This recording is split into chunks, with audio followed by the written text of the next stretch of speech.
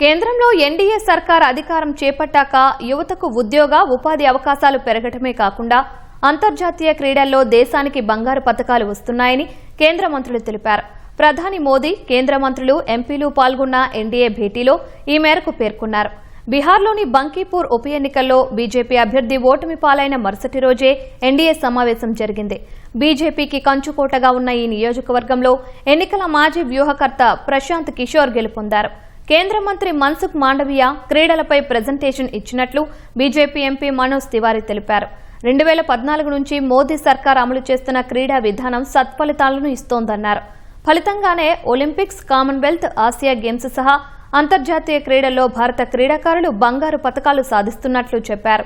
NDA అధికారం చేపట్టిన నాటి నుంచి యువతకు ఉద్యోగ, ఉపాధి అవకాశాలు పెరిగినట్లు బీజేపీ ఎంపీ తెలిపారు.